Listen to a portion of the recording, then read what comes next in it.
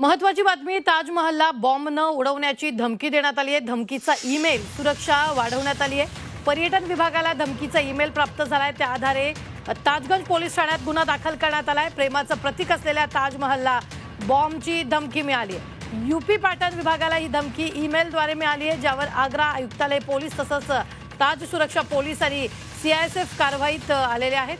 ताजमहलच्या तपासासाठी बॉम्ब निकामी पथक आणि इतर पथकं दाखल झाली आहेत। पुढील तपास पोलीस करत आहेत। आताच्या क्षणाची ही सगळ्यात मोठी बातमी आपण पाहतोय ती म्हणजेच प्रेमाचं प्रतीक असलेल्या ताजमहलला बॉम्ब न उडवण्याची धमकी देण्यात आली आहे। धमकीचा ईमेल, सुरक्षा वाढवण्यात आली आहे। पर्यटन विभागाला या धमकीचा ईमेल आलेला आहे, त्या आधारे ताजगंज पोलीस ठाण्यात गुन्हा दाखल करण्यात आलेला आहे। यूपी पॅटर्न विभागाला ही धमकी ईमेलवर आलेली आहे, ज्यावर आग्रा आयुक्तालय पोलीस तसंच ताज सुरक्षा पोलीस आणि सीआयएसएफ यांना हे टॅग करण्यात आलेलं आहे। ही धमकी मेलद्वारे आली आहे। ताजमहलच्या तपासासाठी बॉम्ब निकामी पथक आणि इतर पथकं दाखल झालेली आहेत।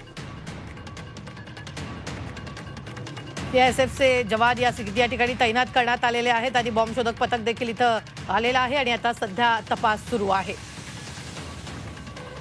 ताजमहल बॉम्ब न उडवून देण्याची धमकी आलेली ही सगळ्यात मोठी बातमी आपण पाहतोय। यूपी पॅटर्न विभागाला धमकीचा ईमेल आलाय।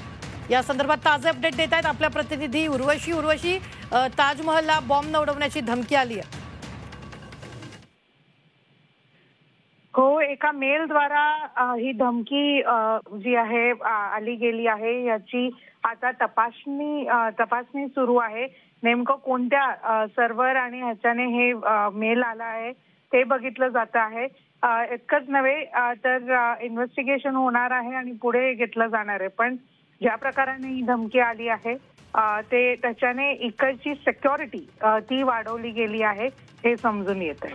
निश्चित धन्यवाद उर्वशी ताजे अपडेट देण्यासाठी। मात्र ही सगळ्यात मोठी बातमी आपण पाहतोय। प्रेमाचं प्रतीक असलेल्या ताजमहलला बॉम्ब न उडवून देण्याची धमकी आलेली आहे। ताजमहल बॉम्ब न उडवू अशी धमकी यावेळी यूपी पॅटर्न विभागाला आली आहे।